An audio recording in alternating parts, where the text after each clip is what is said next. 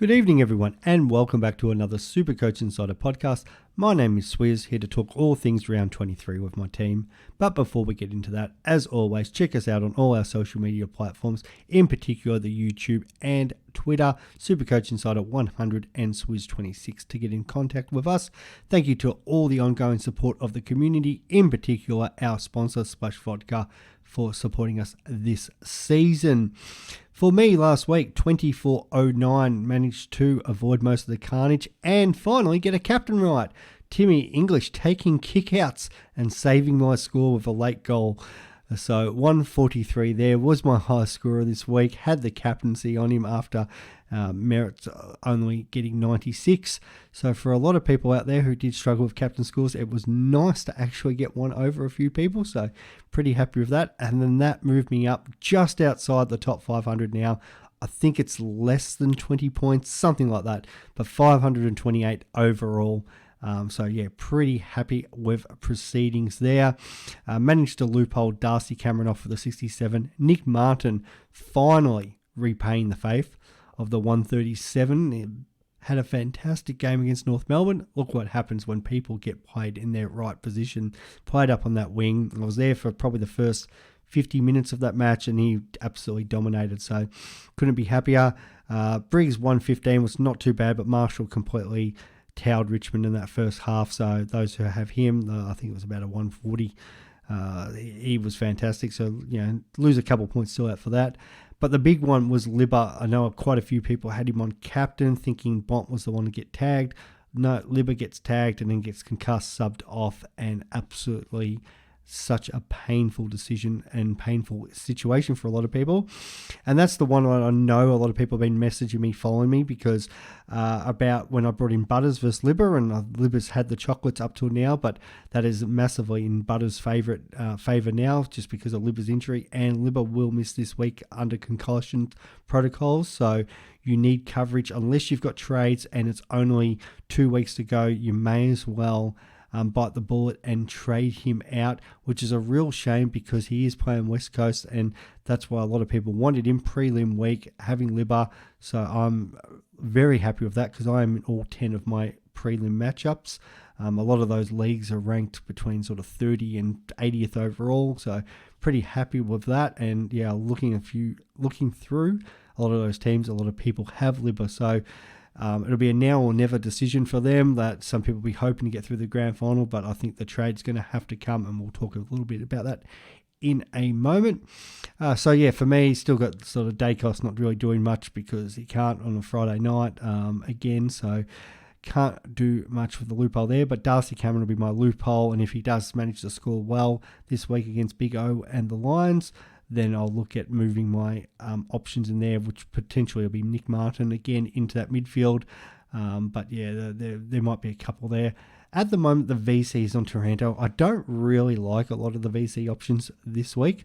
I do for the Dogs on a Sunday, but that doesn't really help me. So Taranto's had some poor games. Richmond are probably definitely farewell in Cochin. Potentially, there could be others, but I don't think now anybody spoils Cochin's retirement. So I'm going to back in Timmy against North Melbourne to have a big rebound game. That's not always been the case with some games against North this year, but we saw Martin naturally get off the chain, some of that 137. So, and Parrish and a few of the other boys had a decent game. So I'm tempted to go there and risk it there, and it'll be either Tim English or Bont against West Coast. Most likely English. I think you probably have a bit of a field day. The only risk there, if they got far enough ahead, potentially do they look at resting players, but the Dogs just need to keep winning and winning well after that bit of you can say shock loss to Hawthorn, but the Hawks have been playing some good footy of recent times. Definitely that decision of moving on your Mitchells and Amiras are paying back in spades, and they're going to probably win more games than they did last year. So now well done to the Hawks there with that win. So that's, as I said, not a lot I can do, but pretty happy with that. And it's just about for me getting these captaincy and loophole decisions right. And that's where I can sort of get that edge. And that's what we've talked about with that 23rd, 24th player. Chesser and even Roberts being back. potentially helpful for people who may have a donut, but you're looking at maybe a 30 or a 40 there. Shout out, I know we had somebody in our league today over the weekend who, it's one of the biggest hard luck stories in Supercoach that I've actually heard.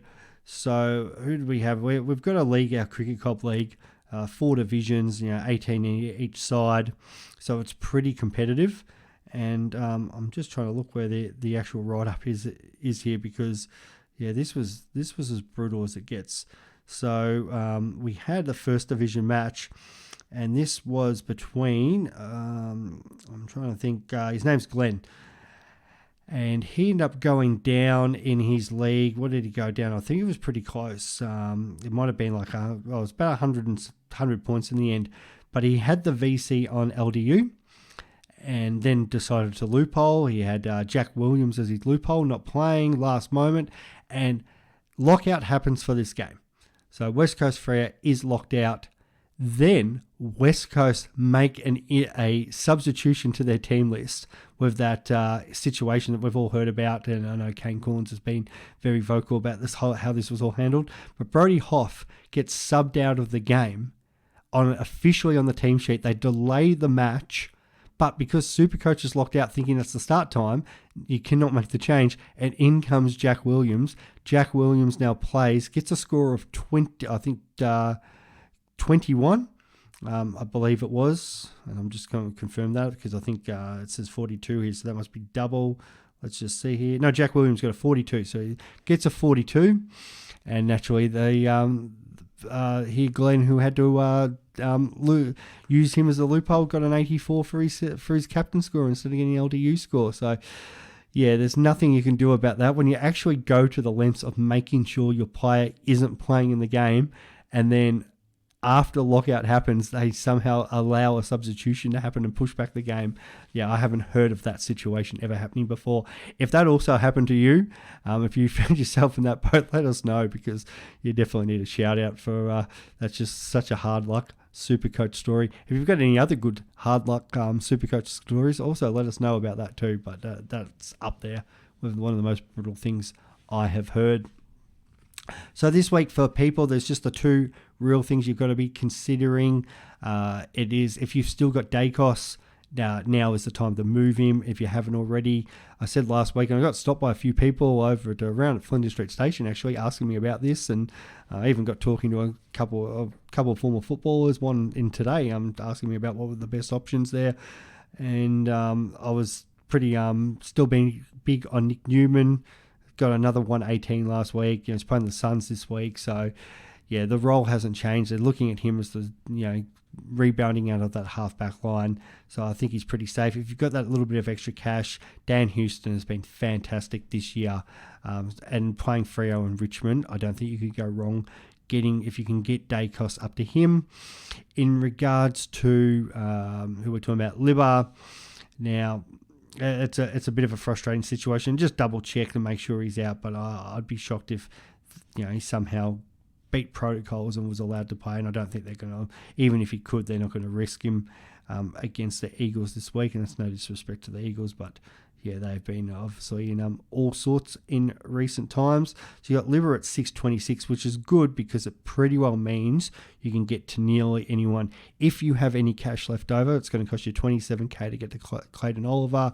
That is a no-brainer. And if you can bring Oliver in, there is a great VC or it's actually more captain option because he's playing on these Sunday this week. So you could have a lot of faith going there, and he's going to not be highly owned. If you think overall, it's 12% of teams. So he's that's a very popular place to go this week. If you've got Libba, the other one is LDU playing the Tigers. Went the 125 against the Bombers. Should absolutely towel up Richmond's midfield. So I just think those 2 are the no-brainers there. If you've got Libba, and we're sitting at Libba's sitting at 15%. So there's about 30,000 teams that have got him in there. So definitely somebody to think of, and especially because we've got these prelim final matchups. As I said earlier, you've got to try to go all in to win. So just the most two obvious ones to go there. If you kind of didn't have cash or you were trying to do something with two players, one option there is Tom Green. Would have been a nice little hold if I'd gone there. Another 129 playing the Bombers this week. They're going to have to just keep trying to win. So he's one there. And maybe if you've got two trades, you could go down to Green and do something else there. Or even if you're trying to move, you're in that situation where you've got like your Mills or somebody else who you think's a bit of dead weight at the moment. Definitely, you could definitely do a lot worse than bringing in Tommy Green into your side. Adam Treloar might be another little sneaky one. I could see him having a massive game this week against West Coast. So there are a couple options there for you guys to think about. As I said, in regards to your VC and captains, if you are in a situation where you have LDU, he is the natural VC this week. I wouldn't be trying to get fancy with the Friday night game. I don't think this is a good one for Neil and Dunkley, even though it is at Etihad or Marvel or whatever we call it these days. I'd be looking at LDU there. Or it's a bit of a hard one with the Giants and the Bombers. I could still see Zach Merritt bouncing back. I don't think the Giants will tag. It'll just go best midfield versus best midfield. So potentially there. And then you've got that Saturday night game, which is not too bad either. The only issue is a lot of people use sort of your Maddens still as your loophole. And West Coast are playing the earlier game on Sunday. So if you're using a marriage or whatever there, so just be mindful and make sure you're not in a situation where there might be a late swing, because West Coast have done that for a few times this year. Have made some late changes, not as late obviously as we had last week with Williams, but yeah, just be mindful of that. I don't also mind the Freo game with if you want a captain option. Butters and Rosie are just flying at the moment, and Port got to just keep winning to try to cement that top two spot. So if you're looking for that backup captain option, but I think a lot of people are going to go the Bulldogs. If you get in a situation where you're in your prelim, and I said this last week, and you're looking like you're winning, just put the captaincy on or match the captaincy of your opposition. If you're in a position where you look like you're losing, maybe take the risk with someone. Maybe Butters or Rosie is your Hail Mary in the last game, who could potentially get a 150, and you come from the clouds, and there'd be nothing worse. Your opponent's in there having a look at the game, thinking I've got this sewn up, and then all of a sudden, you come out and get a 150 for Rosie, and you end up getting over the line. So a little bit of food for thought there. Something else that we've been talking about in our chat that we regularly do is sort of already looking at players that could be locks, or definitely on that thought bubble for next year. A few players already standing up. So I'm kind of my nearly lock list is Dacos. I just think he's going to be a lock for a long time, but he should still get defensive status. So looking at him, Witherden's a big one, and he might fly under the radar for some people who potentially have drafts now that Shannon Hearn's retired, but he's just got to be a big consideration. I was talking about it a few weeks ago, where is he potentially going to be next year's burn man, but yeah, he's fitted back in that role beautifully. He's gone since the round 16 game, which was against St Kilda. It's 111, 92, 103, 123, 72, 107 and 133. You'd think with these retirements happening at West Coast, so where we had like Shuey and Nick Nat, you're going to get more senior bodies out. There's not a lot of senior bodies helping out these young fellas. They could be in for even worse pain next year, the Eagles, and Witherden is their person taking the kick-ins and playing in that back pocket, half-back flank role. He's potentially going to be great value for us next year. As a defender to start off with, so try to target them. I've also got Sheasel on that list. Like Sheasel could be next year's Dacos if he gets defensive status. Zeebel's just retired, so's Aaron Hall. If he's playing off half back, I can see him he'll be the one next year, and I'm going to call it now, where a bit like this year, like, do we or don't we start Dacos? Some people start him. He got that tag, maybe plays in a different role, and we're probably going to avoid him. And then we're going to be 3-4 rounds in and go, oh God, we've got to get Sheasel into this side. He's just a class above with his kicking. And if you're a North Melbourne fan, I know you haven't had a huge amount to cheer from, but watching Sheasel and Wardlaw live gives you a lot of hope for the future. Talking about North Melbourne, midfielders LDU, what an absolute beast. He's just got to keep his body right. So if you can somehow pry him out of anybody's keeper leagues. But yeah, he's just an absolute superstar. Sarong and Walsh will be on there. But the other one, and this really, in a way, frustrates me. I said this in this group chat because for a couple of weeks we've been sort of really tracking Jai Newcomb and Will Day, who I probably look at closer because he's in my team. But that next generation of Hawthorn midfielders, just their consistency is lifting each week. They've both hit that 50-game mark. It's between that sort of 50 and 70 game where we see these massive breakouts happen. The one good thing about Newcomb coming out and scoring that 170 is he shows that he's got a ceiling, and he did it against a team which is really hard to normally score against. In the Bulldogs, who usually gather a lot of possessions. Now they had under 300 possessions on the weekend, and I think the Hawks had 400, so that doesn't happen much. Really good game plan there by Sammy Mitchell, but yeah, Newcomb is one we now. The unfortunate thing is going to be on a lot of people's watch list come next year, but I think because of his price, a few people still might avoid him. It probably reminds me a bit of Sarong of this year, but he's the one that could definitely jump up.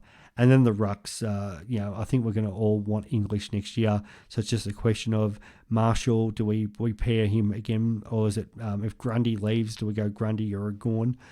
They're all already on that list. And, 2023 hasn't even finished and we're already looking at 2024 Supercoach. But, it's probably more those people who are in those situations of keeper, especially if you're in a situation where you've got to, you look at Gorn, Grundy's age, and your, for example, the trade I did with someone the other day who was in the grand final, he took Treloar off me and I took his first and second round picks, just where my sort of keeper league team in this particular league was.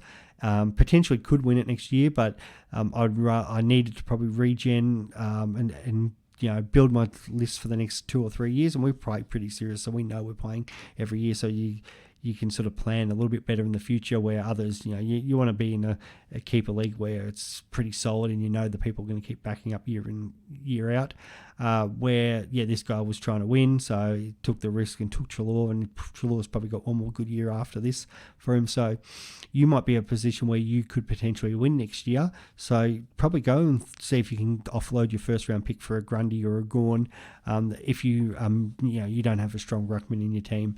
That could be very handy for somebody who, if you're in that keeper league situation, and they're maybe down the lower ranks, that they might be willing to offload to, get some more talent through the door. So these are the things that we obviously think about. We all play sort of classic and for overall, but I know a lot of people play draft as well, and also some people play for the head-to-head leagues, which. It's crunch time this week to get into the grand final. So, it'll be a very interesting weekend. So, do what you can to loophole. Have a look at sort of if you've got those trades left. Is there any, in a perfect world, you want to hold it for the grand final, but useless having them for the grand final if you don't make it. So, even if you maybe a Bulldogs midfielder, like if you're in that situation for whatever reason, you've got, I saw a couple of teams like this, like 2 or 3 trades, where you can potentially just burn one on a risk play this week. That's where maybe a Bulldogs forward, even if it's a Norton and an Ugle-Hagen, that could you potentially swap, like maybe you've got like a Marriage or somebody there who's, you could one of your rookies on your bench that you could side swap and not actually look at like technically bringing this guy on field, but you could potentially, put them on the bench and hope that they kind of score a really good score and do a loophole situation with maybe another player. A little bit harder with the Doggies because they are playing on the Sunday, but that's just another bit of food for thought. That's sort of how I play more the draft than you play your classic, but in draft I always try to stream my forwards, and so I'm looking already this week when the waivers open up and picking up some of those dog forwards that are sitting there. And sometimes I even like pick up this situation where I'll pick them up just to put them on my bench so other people can't get hold of them. If you've got an extended bench or if you've got injuries, people aren't playing. Like last week I had 3, like it's a single season league in one of them. And I've got, for example, Ridley, and I forget who else I had. So they're not playing for the rest of the season. So I just dropped them because it's useless having them. And I went out and picked up a couple of the Fremantle forwards, thinking that they're going to have good games against West Coast, which most of them did. So even if I couldn't fit them all on, I didn't want them being played against me. So that's just something that a lot of people don't think about. It's a bit of a dirty tactic, but yeah, definitely, you go to all lengths if you've played all season, and especially if you've got cash involved in these leagues, you'll want to try to win them. So yeah, that's just another left field option. Outside of that, I hope everybody is enjoying and hopefully going well in their Supercoach season. Actually, before we even got it, and I forgot about this, Crown event is still meant to be going ahead this Friday. I'll have more news about that. And the other thing I haven't mentioned and I was going to talk about was we were talking about Supercoach rules and changes, and there was a lot of talk about this week. I've seen other people complaining about the 3,300 rule, where you might have a Jeremy Cameron, for example, who's just come out and kicked 7 goals for. Like English and Bonts, their game wasn't probably anywhere near as good as some of the players in that Collingwood Geelong game. However, in that Bulldogs Hawthorn game, there weren't a lot of good players. That's why Newcomb's score was obviously inflated, because it was very Hawthorn chip. And there wasn't a lot of goals being kicked, so there wasn't a lot of high-scoring plays. So when Bont and English were involved in that comeback, they were getting inflated scores for their possessions, and that's how they score as well as they did. Now, I know a few people complain of that, because how can you sit there and say, like, an English game's rated a 143, where, maybe Cameron's only were rated a 110, 115 for what he did. But then you've got to understand, game situation, when you're getting those points, and just the state of that game. You can't be comparing different games, but I know some people are trying to bring up that, but I think that's not going to change from a Supercoach perspective. What is being brought up is, I guess, the different ways we can do trades. Some people are trying to throw up the idea that maybe we should have 2 a week, and that would keep other people interested for longer. We've already extended to 36 trades, so that's something that's some people feel like it's just too generous and takes away from the game. I always think the best players will still stand up and find a way of exploiting that. Do you go back to 2024? I've really pushing, and I hope people push for Supercoach Gold people. Maybe they'll have a second team, and then where we might pay for cash prizes. Even if Supercoach Gold was, I forget what we paid, $20 or $25. Even if say $25 a year and $5 of that went towards a prize pool, and let's just say 10,000 people signed up, so there's a $50,000 prize pool, and there might be first, second, third, first. So you might start off with $5,000 or $10,000 for first and work your way back. Or even if there's some sort of league situation, so they put everybody, say, I don't know how, as I said, say 10,000 signed up, and then maybe you're in a group in a league of sort of 8 players or something like that. After 7 rounds, it becomes a knockout situation, and then you get an overall winner that way. There's different ways they could potentially do it, or which could be interesting. The other one I really like, and I was saying last week, I'm playing Fantasy Premier League, so I think I'm on about 60-something points so far. I was going to track it, but I kind of want another year of just playing before I maybe podcast about it. I'm more likely to do something around Big Bash and AFLW, even though AFLW is more fantasy-based. I'm really hoping Supercoach gets on board. Supercoach has for NBL, so I might have a look at that soon. Not that my NBL knowledge is that great. However, one idea that we've had with that was the Premier League has the wild card round, where you pretty well your whole value of your team at that time, you get to reset your team that week and rebuild your own team. Now, what the best bit about Supercoach, and one of the annoying things we've got at the moment, is obviously Ben, myself, and Chris aren't catching up as much. Not as much to talk about, but Ben's recovering from his operation. So again, shout out to Benny Boy, he's recovering well with that shoulder. But yeah, it'd be good to catch up. But as the season goes on, there's less to talk about. So potentially, what would people think about maybe, say, 20 or 24 trades, but come buy round? Now, what the AFL would have to do is remove this, let's have 6 teams off this week, 2, 4, 6, whatever. Just have one clear buy. So we have, you might get to round 10, 12, 14, whatever round you want to choose. I always think it's, if you could move back Indigenous round or Yeah, actually, that was the Sir Nichols round, where you could have, you got your Richmond Essendon, but you could have your games up in Cairns and the Northern Territory and do stuff around that, where teams are travelling, but then they get the week off there. So have your bye round, you have your mid-season trade period or whatever they're going to do there, you have your mid-season draft, anything like that. I always think that'd be awesome to kick off the free weekend of AFLW. I know some people want State of Origin and stuff like that, but I think that's your free AFLW community footy. We promote that. Even if you could get, imagine if there's a situation where you get like Eastern Footy League, for example, say Baldwin versus Noble Park, or you could go Essendon League or whatever your strongest teams, and maybe play like that day out at Marvel or Icon or something like that, somewhere different, where the AFL could fund those community grounds and you could like play in front of big crowds, and what an opportunity that could be. Just a super Saturday. But on that, so you have that bye weekend, free weekend, and maybe we get a wild card. So we end up picking our whole teams again. So as I said, you only have 20 trades maybe throughout the season, but whatever your team value has got to that point, and then you repick your team. For Supercoach creators, it would be awesome because we'd have a lot to talk about that week. I know, like talking to some of the Fantasy Premier League people, that's one of the most exciting things. That now the thing is, people can use them at any time, so it makes it a little bit more difficult. But they usually use it around the international weekends. That seems to be the more probably more tactical spot to use it. But yeah, that's it's definitely, that could really throw a spanner in the works. I'm sure Supercoach could definitely write that into their formatting. So yeah, that's just a left field idea that I haven't heard anybody come up with. So yeah, tell me what your thoughts on that one is, because if it gets enough traction, I'm happy to throw it to Tim and Al and all the boys down over there at Supercoach and Herald Sun. So yeah, no, I just think that could be interesting. So yeah, that's just mine. Keep throwing in your ideas. Keep sending your support. We love hearing your comments, guys. Love hearing your teams.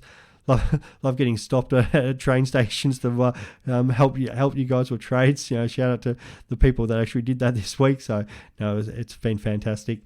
So yeah, hopefully, fingers crossed myself, I can get inside that top 500 and have, I think it'll be 4 top 500 finishes in 5 years, which would be fantastic. Great to see so many of our community going so well. So keep it up. Good luck in your prelims, and happy super coaching. We'll talk soon. Bye.